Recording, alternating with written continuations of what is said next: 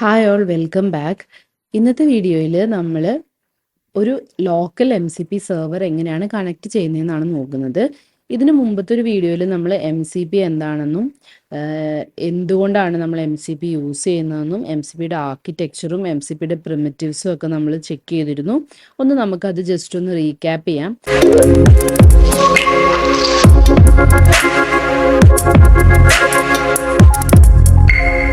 MCP എന്ന് പറഞ്ഞാൽ model context protocol എന്നാണ്. നമ്മുടെ AI ആപ്ലിക്കേഷൻസ് ലൈക്ക് ചാറ്റ് ആവാം, അതുപോലെ എന്താണെങ്കിലും LLMകളുള്ള നമ്മുടെ AI ആപ്ലിക്കേഷൻസിനെ ടൂൾസ് ആയിട്ടും ഡേറ്റാബേസസോ അങ്ങനെയുള്ള കാര്യങ്ങളൊക്കെ ആയിട്ട് കണക്ട് ചെയ്യുന്ന ഒരു കോമൺ കമ്മ്യൂണിക്കേഷൻ പ്രോട്ടോക്കോൾ ആണ് MCP എന്നുള്ളത്. MCP വരാനുള്ള മെയിൻ കാരണം ഒരു M/N പ്രോബ്ലം കൊണ്ടാണ്. നമുക്കിപ്പം ഒരു M നമ്പർ ഓഫ് മോഡൽസും N നമ്പർ ഓഫ് ടൂൾസും ഉണ്ടെങ്കിൽ ഇതിനെ ഓരോന്നിനെയും ഇൻ്റഗ്രേറ്റ് ചെയ്യാൻ വേണ്ടി M/N എന്നുള്ള രീതിയിൽ നമ്മൾ കസ്റ്റം ഇൻ്റഗ്രേഷൻസ് റൈറ്റ് ചെയ്യേണ്ട ആവശ്യമുണ്ടായിരുന്നു. അപ്പോൾ ആ ഒരു പ്രോബ്ലം സോൾവ് ചെയ്യാനായിട്ടാണ് MCP എന്ന് പറയുന്ന ഈ ഒരു പ്രോട്ടോക്കോൾ വന്നിരിക്കുന്നത്. പിന്നെ MCP ആർക്കിടെക്ചറിൻ്റെ ഉള്ളിൽ MCP host, MCP client, MCP server, ഈ 3 കാര്യങ്ങളും എന്താണെന്ന് നമ്മൾ നോക്കിയിരുന്നു. അപ്പോൾ ആ വീഡിയോസ് കാണാത്തവരുണ്ടെങ്കിൽ അതൊന്ന് കാണാം. ഞാൻ അതിൻ്റെ ലിങ്ക് ഇവിടെ കൊടുക്കാം. അതിൻ്റെ ഒരു കണ്ടിന്യൂവേഷൻ ആണ്, പാർട്ട് 2 എന്നുള്ള രീതിയിലാണ് ഈ ഒരു വീഡിയോ നമ്മൾ കണ്ടിന്യൂ ചെയ്യുന്നത് കേട്ടോ. ഇന്നത്തെ വീഡിയോയിൽ നമ്മൾ ചെയ്യുന്നത് എന്താണെന്ന് വെച്ചിട്ടുണ്ടെങ്കിൽ ഒരു AI ആപ്ലിക്കേഷനെ ഒരു ലോക്കൽ MCP സെർവർ വെച്ച് കണക്ട് ചെയ്യുന്നത് എങ്ങനെയാണെന്നാണ് നോക്കുക. അപ്പോൾ ഇതൊരു ബേസിക് ആയതുകൊണ്ട് തന്നെ നമുക്ക് കുറച്ചും കൂടിയും ഡീപ്പായിട്ട് അതിൻ്റെ കൺസെപ്റ്റ്സ് കഴിഞ്ഞ വീഡിയോയിൽ നമ്മൾ കവർ ചെയ്തത് ഒന്നും കൂടിയും ഒന്ന് തറോ ആക്കാനായിട്ട് നമ്മളെ ഹെൽപ്പ് ചെയ്യും. അടുത്ത വീഡിയോയിൽ നമുക്കൊരു റിമോട്ട് MCP സെർവർ കണക്ട് ചെയ്യുന്നത് നോക്കാം. അതിനുശേഷമുള്ള വീഡിയോയിൽ നമുക്ക് ഒരു MCP സെർവർ നമ്മൾ ക്രിയേറ്റ് ചെയ്യുന്നത് എങ്ങനെയാണ് എന്നുള്ളതും ഒക്കെ നമുക്ക് നോക്കാം. അപ്പോൾ നമുക്കൊരു ലോക്കൽ MCP സെർവറിനെ കണക്ട് ചെയ്യാൻ വേണ്ടിയിട്ട് നമ്മൾ ഇവിടെ യൂസ് ചെയ്യുന്നത് ക്ലോഡ് ഡെസ്ക്ടോപ്പാണ്. പിന്നെ MCP സെർവർ ഫയൽ സിസ്റ്റം സെർവറാണ് നമ്മൾ MCP സെർവറായിട്ട് കൺസിഡർ ചെയ്യുന്നത്. അപ്പം ഈ ക്ലോഡ് ഡെസ്ക്ടോപ്പിനെ ഫയൽ സിസ്റ്റം MCP സെർവറായിട്ടാണ് നമ്മൾ കണക്ട് ചെയ്യാൻ പോകുന്നത് MCP പ്രോട്ടോക്കോൾ യൂസ് ചെയ്തിട്ട്. അപ്പോൾ അതിന് വേണ്ടി എന്ത് വേണം? ആദ്യം തന്നെ നമ്മൾ ക്ലോഡ് ഡെസ്ക്ടോപ്പ് ഡൗൺലോഡ് ചെയ്യണം. ക്ലോഡ് ഡെസ്ക്ടോപ്പ് എന്ന് പറഞ്ഞാൽ മറ്റൊന്നും അല്ല, ക്ലോഡിൻ്റെ തന്നെ ഡെസ്ക്ടോപ്പ് ആപ്പാണ് കേട്ടോ ക്ലോഡ് ഡെസ്ക്ടോപ്പ്. നമ്മളിപ്പോൾ വാട്സപ്പിൽ നമുക്ക് വാട്സപ്പ് വെബ് ഉണ്ട്, സൂമിനും വെബ് ഒക്കെ ഉണ്ടല്ലോ. പക്ഷെ അതിനൊക്കെ എന്തുണ്ട്, നമുക്കൊരു നമ്മുടെ ഡെസ്ക്ടോപ്പിലേക്ക് നമുക്ക് ആഡ് ചെയ്യാൻ പറ്റുന്ന രീതിയിലുള്ള ആപ്സ് ഉണ്ടല്ലോ. അപ്പോൾ ആ രീതിയിലുള്ള ഒരു ക്ലോഡിൻ്റെ ആപ്പാണ് ക്ലോഡ് ഡെസ്ക്ടോപ്പ് എന്നുള്ളത്. അപ്പോൾ ഈ ക്ലോഡ് ഡെസ്ക്ടോപ്പാണ് നമ്മുടെ എക്സാമ്പിളിൽ MCP ഹോസ്റ്റായിട്ട് ആക്ട് ചെയ്യുന്നത്. നമ്മൾ ഓരോന്ന് പറയുമ്പോൾ നമ്മൾ പ്രീവിയസ് വീഡിയോയിൽ നമ്മൾ പറഞ്ഞിരുന്ന MCP ഹോസ്റ്റ്, ക്ലയൻറ്റ്, സെർവർ എന്താണെന്നൊക്കെ നിങ്ങൾക്ക് മനസ്സിലാക്കിയാലാണ് ഈ ഞാൻ പറയുന്ന കാര്യങ്ങൾ ഒന്ന് കണക്ട് ചെയ്യാനായിട്ട് പറ്റുള്ളൂ. അതുകൊണ്ടാണ് പ്രീവിയസ് വീഡിയോ ഒന്ന് കാണാനായിട്ട് പറയുന്നത്.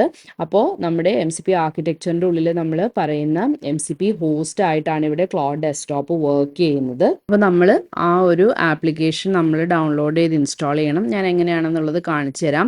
പിന്നെ നമുക്ക് വേണ്ടത് Node.js ആണ്. Node.js ആണ് നമ്മുടെ MCP സെർവറിന് റണ്ണ് ചെയ്യാൻ വേണ്ടിയിട്ടുള്ള ഒരു റൺ ടൈം എൻവയോൺമെൻറ്റ് സെറ്റ് ചെയ്ത് തരുന്നത്. അപ്പോൾ ആദ്യം തന്നെ നമുക്ക് ക്ലോഡ് ഡെസ്ക്ടോപ്പ് എങ്ങനെയാണ് ഡൗൺലോഡ് ചെയ്യുന്നതെന്ന് നോക്കാം. അപ്പോൾ അതിനുവേണ്ടി നിങ്ങൾ ഈ cloud.ai/download എന്ന് പറയുന്ന ഈ ഒരു URL-ലേക്ക് വരിക. ഈ URL-ലേക്ക് വന്നു കഴിയുമ്പോൾ നിങ്ങൾക്ക് ഇവിടെ കാണാനായിട്ട് പറ്റും meet Claude on your desktop എന്നുള്ളതാണ്. അപ്പോൾ നമ്മുടെ OS ഏതാണോ അതിനനുസരിച്ചുള്ള ക്ലോഡ് ഡെസ്ക്ടോപ്പിൻ്റെ ആപ്പ് നമ്മൾ ഡൗൺലോഡ് ചെയ്യുക, എന്നിട്ടത് ഇൻസ്റ്റാൾ ചെയ്യുക. ഡൗൺലോഡ് ചെയ്ത് ഇൻസ്റ്റാൾ ചെയ്തതിന് ശേഷം നമുക്കിതുപോലെ ആ ഒരു ക്ലോഡിൻ്റെ ആപ്ലിക്കേഷൻ നമുക്ക് ഓപ്പൺ ചെയ്യാനായിട്ട് പറ്റും. ഓക്കെ, അപ്പോൾ നമ്മൾ ക്ലോഡിൻ്റെ വെബിൽ നമ്മൾ യൂസ് ചെയ്യുന്ന ഇൻ്റർഫേസ് പോലെ തന്നെയാണ് ക്ലോഡിൻ്റെ ഈ ഒരു ഡെസ്ക്ടോപ്പ് ആപ്പിൽ വരുന്ന ഇൻ്റർഫേസും. നമുക്കിവിടെ സെർച്ച് ചെയ്യാനും എല്ലാമുള്ള ഓപ്ഷൻസ് അവൈലബിൾ ആണ്. അപ്പോൾ ഇതിൻ്റെ അകത്ത് നമുക്ക് എന്ത് ചെയ്യാമെന്ന് വെച്ചാൽ ഞാനിവിടെ ഇതിൻ്റെ അടുത്തൊരു ക്വസ്റ്റ്യൻ ചോദിക്കുകയാണ്. Can you find out the files that are PDF in my downloads folder. Okay, അപ്പം ഞാൻ ചോദിച്ചു എൻ്റെ സിസ്റ്റത്തിലുള്ള ഡൗൺലോഡ്സ് ഫോൾഡറിലുള്ള PDF ഫയൽസ് ഒന്ന് ഫൈൻഡ് ചെയ്യാൻ പറ്റുമോ എന്നാണ് ചോദിച്ചത്. അപ്പോൾ എന്ത് പറഞ്ഞു? I don't have the ability to access your local file system or browse your downloads folder. I cannot see or interact with files on your computer directly എന്ന് നമ്മുടെ അടുത്ത് പറഞ്ഞു. ഇപ്പം നമ്മുടെ ഈ ഒരു ഹോസ്റ്റിന് അല്ലെങ്കിൽ ഈ ഒരു AI ആപ്ലിക്കേഷന് എൻ്റെ സിസ്റ്റത്തിലുള്ള ഫയൽസിനെയോ ഒന്നും ആക്സസ് ചെയ്യാനായിട്ട് പറ്റില്ല. അതാണ് നമ്മളിപ്പോൾ ചോദിച്ചപ്പോൾ ഇത് പറഞ്ഞത്, ലോക്കൽ ഫയൽ സിസ്റ്റത്തിനെ ഒന്നും ഇതിനെ ആക്സസ് ചെയ്യാനായിട്ട് പറ്റില്ല എന്നുള്ളത്. അപ്പോൾ ഈ ഒരു സിറ്റുവേഷൻ ഓവർകം ചെയ്യാൻ വേണ്ടിയിട്ടാണ് നമ്മൾ എന്ത് ചെയ്യാൻ പോകുന്നത്? ഒരു MCP സെർവറിനെ കണക്ട് ചെയ്യാനായിട്ട് പോകുന്നത്. ഈ ഒരു ആപ്ലിക്കേഷന് നമ്മുടെ ലോക്കൽ ഫയൽ സിസ്റ്റത്തിലെ ഫയൽസിനെ ആക്സസ് ചെയ്യാനായിട്ടും റീഡ് ചെയ്യാനായിട്ടും ഒക്കെ വേണ്ടിയിട്ട് ഒരു കേപ്പബിലിറ്റി കൊടുക്കുന്ന ഒരു MCP സെർവറിനെയാണ് നമ്മൾ കണക്ട് ചെയ്യാനായിട്ട് പോകുന്നത്. അപ്പം നമുക്ക് വേണ്ട ഫസ്റ്റ് സ്റ്റെപ്പായിട്ടുള്ള ക്ലോഡ് ഡെസ്ക്ടോപ്പിനെ നമ്മൾ ഇവിടെ ഡൗൺലോഡ് ചെയ്ത് കഴിഞ്ഞു. ഇനി നമുക്ക് എന്ത് വേണം? Node.js ഇൻസ്റ്റാൾ ചെയ്യണം. അപ്പോൾ ഞാൻ എൻ്റെ സിസ്റ്റത്തിൽ Node.js ഉണ്ടോ എന്നുള്ളതൊന്ന് ചെക്ക് ചെയ്യട്ടെ. Node.js ഉണ്ടോ എന്ന് അറിയാൻ വേണ്ടി എന്ത് ചെയ്താൽ മതി? node-v എന്ന് നിങ്ങൾ ടൈപ്പ് ചെയ്യുക ടെർമിനലിൽ. അപ്പോൾ നമ്മുടെ നോഡ് ഉണ്ടെങ്കിൽ നോഡിൻ്റെ വേർഷൻ നമുക്കിവിടെ കാണിക്കും. ഇനി നിങ്ങൾക്ക് നോഡ് ഇല്ലെങ്കിൽ എന്ത് ചെയ്യാം? ഈ nodejs.org എന്ന് പറയുന്ന ഈ ഒരു വെബ്സൈറ്റിൽ പോവാം. എന്നിട്ട് ഗെറ്റ് Node.js ബട്ടൺ ക്ലിക്ക് ചെയ്തിട്ട് Node.js നിങ്ങളുടെ സിസ്റ്റത്തിലേക്ക് ഡൗൺലോഡ് ചെയ്യാം. നമുക്ക് വേണ്ട ക്ലോഡ് ഡെസ്ക്ടോപ്പും ഡൗൺലോഡ് ചെയ്തു, Node.jsഉം ഇൻസ്റ്റാൾ ചെയ്തു. ഇനി അടുത്ത് നമ്മൾ ചെയ്യേണ്ട സ്റ്റെപ്പ് ഇനി എന്താണ്? MCP സെർവറിനെ കണക്ട് ചെയ്യുക എന്നുള്ളതാണ്. നമ്മൾ ഓൾറെഡി പറഞ്ഞു, ഇവിടെ നമ്മൾ ചെക്ക് ചെയ്ത് നോക്കിയായിരുന്നു, ലോക്കൽ ഫയൽ സിസ്റ്റം ഒന്നും ഇതിന് ആക്സസ് ചെയ്യാനായിട്ട് പറ്റുന്നില്ല. അപ്പോൾ ആ ഒരു കേപ്പബിലിറ്റി കൊടുക്കാൻ വേണ്ടിയിട്ടാണ് നമ്മൾ MCP സെർവറിനെ കണക്ട് ചെയ്യുന്നത്. ഫയൽ സിസ്റ്റം സെർവറാണ് നമ്മൾ കണക്ട് ചെയ്യുന്നത്.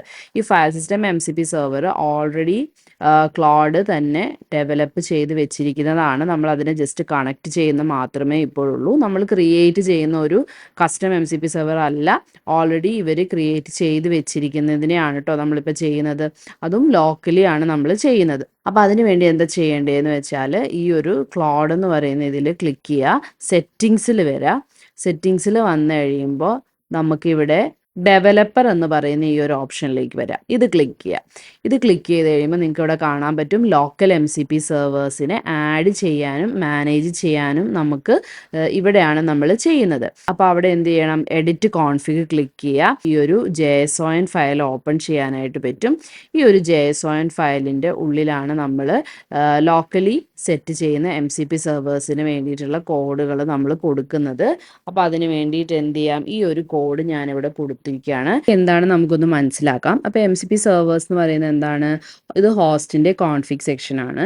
അപ്പോൾ ക്ലോഡ് ഡെസ്ക്ടോപ്പ് എന്താണ് പറയുന്നത്? ഇതാണ് MCP സെർവേഴ്സ് കണക്ട് ചെയ്യാൻ വേണ്ടിയിട്ടുള്ള MCP സെർവേഴ്സ് ഇവിടെയാണെന്നുള്ളതാണ് മെൻഷൻ ചെയ്യുന്നത്. ഇനി ഫയൽ സിസ്റ്റം എന്ന് പറയുന്നത് ഒരു സെർവർ ഐഡൻറ്റിഫയർ ആണ്. നമ്മൾ കൊടുക്കുന്ന ഒരു പേരാണ്.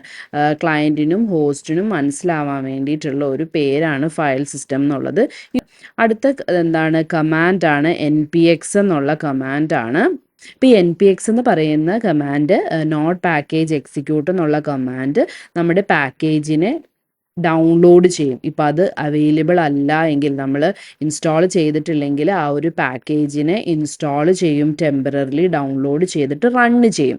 NPM എന്ന് പറയുന്ന കമാൻഡ് എന്ത് ചെയ്യുള്ളൂ? അതിനെ അത് ഡൗൺലോഡ് ചെയ്ത് കീപ്പ് ചെയ്യുള്ളൂ, റണ്ണ് ചെയ്യില്ല. ഓക്കെ, അപ്പോൾ അതാണ് NPXും NPMും തമ്മിലുള്ള വ്യത്യാസം. ഇവിടെ നമ്മുടെ ഒരു ഇൻട്രപ്ഷൻ നടക്കാതെ നമ്മുടെ പാക്കേജസ് എക്സിക്യൂട്ട് ചെയ്യാൻ വേണ്ടിയിട്ടാണ്, സെർവേഴ്സ് എക്സിക്യൂട്ട് ചെയ്യാൻ വേണ്ടിയിട്ടാണ് നമ്മൾ എന്ത് കമാൻഡ് യൂസ് ചെയ്യുന്നത്? NPX എന്നുള്ള കമാൻഡ് യൂസ് ചെയ്യുന്നത്. ഇനി അടുത്തത് ആർഗ്സ് എന്ന് പറയുന്നത് എന്താണ്? എന്തൊക്കെ ആർഗ്യുമെൻറ്റുകളാണ് പാസ് ചെയ്യേണ്ടതെന്നുള്ളതാണ്. അപ്പോൾ അതിൻ്റെ ഉള്ളിൽ ഫസ്റ്റ് എന്താണ്? ഈ ഒരു -y എന്ന് പറഞ്ഞാൽ yes to all the prompts ആണ്. അപ്പോൾ നമ്മുടെ NPX എക്സിക്യൂട്ട് ചെയ്യുന്ന സമയത്ത്, ഒരു പാക്കേജിനെ എക്സിക്യൂട്ട് ചെയ്യുന്ന സമയത്ത് അതെന്ത് ചെയ്യും? ഫസ്റ്റ് ടൈം അത് നമ്മുടെ ചിലപ്പോൾ ചോദിക്കും, do you want to install this package എന്നുള്ള ഒരു, നമ്മൾ ടെർമിനലിലൊക്കെ NPM ഇൻസ്റ്റാളൊക്കെ കൊടുക്കുന്ന സമയത്ത് ഇത് എക്സിക്യൂട്ട് ചെയ്യണോ, ഇത് ഇൻസ്റ്റാൾ ചെയ്യണോ എന്നൊക്കെ നമ്മുടെ അടുത്ത് ചോദിക്കാറില്ലേ? ഒരു പ്രോംപ്റ്റ് പോലെ വരാറില്ലേ? അപ്പോൾ ആ ഒരു ഇതെല്ലാം സ്കിപ്പ് ചെയ്യാൻ വേണ്ടിയിട്ടാണ് നമ്മൾ ഈ ഒരു മൈനസ് വൈ എന്ന് കൊടുക്കുന്നത്, അതായത് yes to all the prompts എന്നാണ് അതിൻ്റെ അർത്ഥം. അപ്പോൾ ആ ഒരു ഇൻറ്ററാക്റ്റീവ് ക്വസ്റ്റ്യൻസ് ഒക്കെ എന്ത് ചെയ്യും, അത് സ്കിപ്പ് ചെയ്ത് അതിനെല്ലാം ഓട്ടോ അക്സെപ്റ്റ് ചെയ്യും. ഓക്കെ, അതാണ് ഈ ഒരു ഹൈഫൺ വൈ എന്ന് നമ്മൾ ഉദ്ദേശിക്കുന്നത്. പിന്നെ ഈ ഒരു at model context protocol slash server file system എന്ന് പറയുന്നതാണ് നമ്മുടെ ആക്ച്വൽ MCP സെർവറിൻ്റെ പാക്കേജ്. പിന്നെ ഇനി അടുത്ത് കൊടുക്കേണ്ട ഈ ഒരു ആർഗ്യുമെൻറ്റ്സ് ആണ് നമ്മുടെ ഏത് ഫയൽസിനെയാണ് ഇത് ആക്സസ് ചെയ്യേണ്ടത് എന്നുള്ളത്. ഫയൽസ് അല്ലെങ്കിൽ ഫോൾഡേഴ്സിനെ, നമ്മുടെ റിസോഴ്സിൻ്റെ സ്കോപ്പാണ് നമ്മൾ അവിടെ കൊടുക്കുന്നത്. അപ്പോൾ ഇവിടെ ഞാൻ എന്ത് കൊടുക്കണം, നമ്മുടെ ആ ഒരു സിസ്റ്റത്തിൻ്റെ എനിക്കിപ്പോൾ എൻ്റെ ഡെസ്ക്ടോപ്പിലും ഡൗൺലോഡ്സിലും ഉള്ളതാണെങ്കിൽ അതിൻ്റെ പാത്താണ് നമ്മളിവിടെ കറക്റ്റായിട്ട് മെൻഷൻ ചെയ്ത് കൊടുക്കേണ്ടത്. അപ്പോൾ ഇവിടെ ഞാൻ എൻ്റെ ഡൗൺലോഡ്സ് ഫോൾഡറും ഡെസ്ക്ടോപ്പ് ഫോൾഡറും ആണ് ഈ ഒരു ഫയൽ സിസ്റ്റം സെർവറിനെ ആക്സസ് ചെയ്യാനായിട്ട് റിസോഴ്സായിട്ട് കൊടുത്തിരിക്കുന്നത്. ഓക്കെ, അപ്പോൾ ഇത് നമുക്കിനി സേവ് ചെയ്യാം. ഇനി നമുക്ക് ക്ലൗഡ് ഡെസ്ക്ടോപ്പ് ഒന്നും കൂടി ഒന്ന് റീസ്റ്റാർട്ട് ചെയ്യണം. റീസ്റ്റാർട്ട് ചെയ്ത് കഴിയുമ്പോൾ എന്ത് സംഭവിക്കും, ഈ ഒരു MCP സെർവർ ഓട്ടോമാറ്റിക്കലി റൺ ആവാനായിട്ട് തുടങ്ങും. അപ്പോൾ നമുക്കിനി നമ്മുടെ ഈ ഒരു നെയിമിൽ നമ്മുടെ MCP സെർവറിനെ ക്ലൗഡിൻ്റെ ഇൻ്റർഫേസിൽ നമുക്ക് കാണാനായിട്ട് പറ്റും. അപ്പോൾ ഞാനതൊന്ന് ക്വിറ്റ് ചെയ്തിട്ടുണ്ട്. ഇനി ഒന്നും കൂടി ഒന്ന് റീസ്റ്റാർട്ട് ചെയ്യുവാണ്. ഓക്കെ, ഞാൻ റീസ്റ്റാർട്ട് ചെയ്തു. ഇനി നമ്മൾ ഇവിടെ സെർച്ച് ആൻഡ് ടൂൾസിൽ വന്ന് നോക്കിക്കഴിഞ്ഞാൽ നിങ്ങൾക്ക് കാണാൻ പറ്റും, ഇത് കണ്ടോ, ഫയൽ സിസ്റ്റം എന്ന് പറയുന്നത് കണ്ടില്ലേ, ഇതാണ് നമ്മുടെ MCP സെർവർ ഇപ്പം നമ്മൾ കണക്ട് ചെയ്തിരിക്കുന്നത്. അപ്പോൾ ഈ ഒരു നെയിമാണ് കോൺഫിഗ് ഫയലിൻ്റെ ഉള്ളിൽ നമ്മൾ സെറ്റ് ചെയ്ത് വെച്ചിരിക്കുന്ന ഈ ഒരു നെയിം നമ്മൾ പറഞ്ഞില്ലേ. അപ്പോൾ ഈ ഒരു നെയിമാണ് ഇവിടെ നമുക്ക് കാണുന്നത്. അപ്പോൾ ഇത് എനേബിൾ ആയി കിടപ്പുണ്ട്. ഇതിൽ നമ്മൾ ക്ലിക്ക് ചെയ്ത് നോക്കിക്കഴിഞ്ഞാൽ എന്തൊക്കെ ടൂൾസാണ് ഇതിൽ അവൈലബിൾ ആയിട്ടുള്ളതെന്ന് നിങ്ങൾക്ക് കാണാനായിട്ട് പറ്റും. ഇപ്പോൾ റീഡ് ഫയൽ ചെയ്യാം, read text file, read media file, ഇതൊക്കെ ഇതിന് അലൗഡ് ആണ്. ഇനി ഏതെങ്കിലും ഒരു ടൂളിനെ നമുക്ക് ഡിസേബിൾ ചെയ്യണമെങ്കിൽ നമുക്ക് ഇവിടുന്ന് അത് ഡിസേബിൾ ചെയ്യുകയും ചെയ്യാം. ഇനി നമുക്കൊന്ന് ക്വസ്റ്റ്യൻ ചോദിച്ചു നോക്കാം.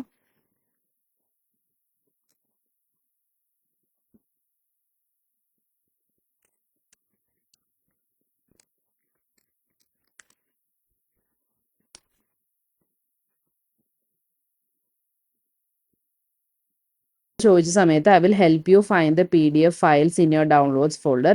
Let me first check what directories I have access to, then look for your downloads folder എന്ന് പറയാണ്. ഓക്കെ, അപ്പോൾ നമ്മുടെ അടുത്തൊരു പെർമിഷൻ ചോദിക്കുന്നുണ്ട്. Cloud wants to use list allowed directories from file system. ആ ഒരു ടൂള് യൂസ് ചെയ്യാനായിട്ട് നമ്മുടെ അടുത്ത് പെർമിഷൻ ചോദിക്കുന്നുണ്ട്. അപ്പോൾ നമ്മൾ കഴിഞ്ഞ ദിവസം പഠിച്ച ആർക്കിടെക്ചറിൻ്റെ ഉള്ളിൽ നമ്മൾ പഠിച്ചിരുന്നു, ഫസ്റ്റ് നമ്മളൊരു റിക്വസ്റ്റ് സെൻഡ് ചെയ്യുന്ന സമയത്ത് തിരിച്ചു ചിലപ്പം യൂസറിൻ്റെ അടുത്ത് ഒരു പെർമിഷൻ ചോദിക്കും എന്ന് നമ്മൾ പറഞ്ഞിരുന്നു. ഓക്കെ, അപ്പോൾ ആ ഒരു പെർമിഷൻ നമുക്കിവിടെ ഗ്രാൻഡ് ചെയ്യാം.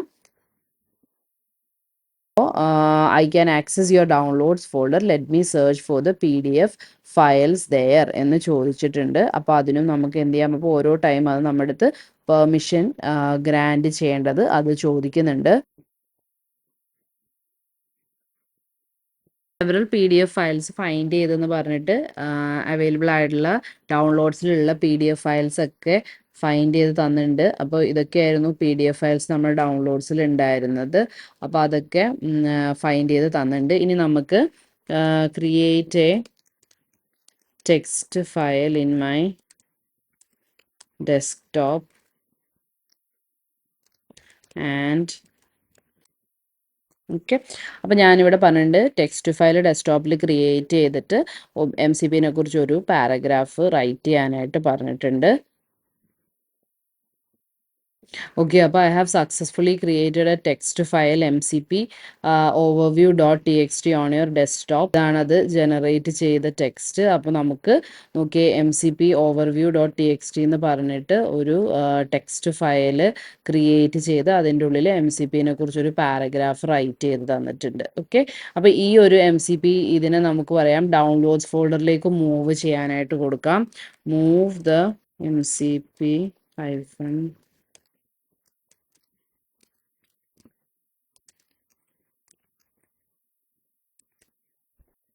I have successfully moved the MCP file from desktop to your downloads എന്ന് പറഞ്ഞിട്ട് ഇപ്പോൾ ഡെസ്ക്ടോപ്പിൽ അത് അവൈലബിൾ അല്ല. ഇനി നമുക്ക് ഡൗൺലോഡ്സ് ചെക്ക് ചെയ്ത് കഴിഞ്ഞാൽ ഡൗൺലോഡ്സിലേക്ക് അത് മൂവ് ചെയ്തിട്ടുണ്ട്. അപ്പോൾ ഒരു ലോക്കൽ MCP സെർവർ എങ്ങനെയാണ് കണക്ട് ചെയ്യുന്നത് നിങ്ങൾക്ക് ക്ലിയർ ആയെന്ന് വിചാരിക്കുന്നു. അപ്പോൾ നമ്മളിപ്പോൾ പറഞ്ഞ എക്സാമ്പിളിൽ നമ്മുടെ MCP ആർക്കിടെക്ചറും വെച്ച് കമ്പയർ ചെയ്യുന്ന സമയത്ത് നമ്മുടെ ക്ലൗഡ് ഡെസ്ക്ടോപ്പ് ആപ്ലിക്കേഷനാണ് നമ്മുടെ MCP ഹോസ്റ്റ്. അതുപോലെ നമ്മുടെ ഫയൽ സിസ്റ്റം ആണ് നമ്മുടെ MCP സെർവർ വരുന്നത്, സിസ്റ്റം സെർവർ വരുന്നത്. ഈ സെർവർ ടൂൾസും റിസോഴ്സസും പ്രോംപ്റ്റ്സും എക്സ്പോസ് ചെയ്യുന്നു. അതിന് അവൈലബിൾ ആയിട്ടുള്ള ടൂൾസ് ആണ് എന്ത്? List file, read file, write file, move file. അതുപോലെ കറണ്ട് എക്സാമ്പിളിൽ വെച്ചിട്ട് ഇതിന് അവൈലബിൾ ആയിട്ടുള്ള റിസോഴ്സസ് എന്തൊക്കെയാണ്? നമ്മുടെ ഡെസ്ക്ടോപ്പ് ഫോൾഡറും നമ്മുടെ ഡൗൺലോഡ്സ് ഫോൾഡറുമാണ് അതിൻ്റെ കയ്യിൽ അവൈലബിൾ ആയിട്ടുള്ള റിസോഴ്സസ്. ഇനി പ്രോംപ്റ്റ് എന്ന് പറയുമ്പോൾ എന്തൊക്കെയാണ്? സമ്മറൈസ് എ ഫയൽ എന്ന് പറയുന്ന ഒരു പ്രീ ബിൽഡ് ആയിട്ടുള്ള ടെംപ്ലേറ്റ് ആണ് ഇതിൻ്റെ കയ്യിൽ അവൈലബിൾ ആയിട്ടുള്ള ഒരു പ്രോംപ്റ്റ്. അപ്പോൾ നമ്മൾ കഴിഞ്ഞ വീഡിയോയിൽ പറഞ്ഞതിൽ വെച്ചിട്ട് നമ്മുടെ MCP പ്രിമിറ്റീവ്സ് എന്ന് പറയുന്നത് ഇവർ 3 എണ്ണമാണ്: ടൂൾസും റിസോഴ്സസും പ്രോംപ്റ്റും. അപ്പോൾ നമ്മുടെ ഇപ്പോൾ പറഞ്ഞ ഒരു എക്സാമ്പിൾ വെച്ചിട്ട് നിങ്ങൾക്കത് ക്ലിയർ ആയെന്ന് വിചാരിക്കുന്നു. ഇന്ന് കുറച്ചും കൂടി നമുക്ക് റിലേറ്റ് ചെയ്യാനായിട്ട് പറ്റും. ഇപ്പം നമ്മുടെ ഫയൽ സിസ്റ്റത്തിൻ്റെ ഈ MCPയുടെ കേസിൽ വരുമ്പോൾ നമ്മുടെ ടൂൾ എന്താണ്? നമ്മുടെ ഫയൽ ലിസ്റ്റ് ചെയ്യാനും റീഡ് ചെയ്യാനും റൈറ്റ് ചെയ്യാനും. അപ്പോൾ ഈ റൈറ്റ് ചെയ്യുന്ന ടൂൾ യൂസ് ചെയ്തിട്ടാണ് നമ്മൾ MCPനെ കുറിച്ചുള്ള ഒരു ടെക്സ്റ്റ് ഫയൽ ഡെസ്ക്ടോപ്പിൽ റൈറ്റ് ചെയ്യിപ്പിച്ചത്. ഓക്കെ. അതുപോലെ റിസോഴ്സസിൽ അവൈലബിൾ ആയിട്ടുള്ളതാണ് ഡെസ്ക്ടോപ്പ് ഫോൾഡറും ഡൗൺലോഡ്സ് ഫോൾഡറും. അത് യൂസ് ചെയ്തിട്ടാണ് നമ്മൾ എന്ത് ചെയ്തത്? നമ്മുടെ ഡൗൺലോഡ്സിൻ്റെ ഉള്ളിൽ PDF ഫയൽ ഉണ്ടോ എന്നൊക്കെ ഉള്ളത് നമ്മൾ ചെക്ക് ചെയ്ത് നോക്കിയത്.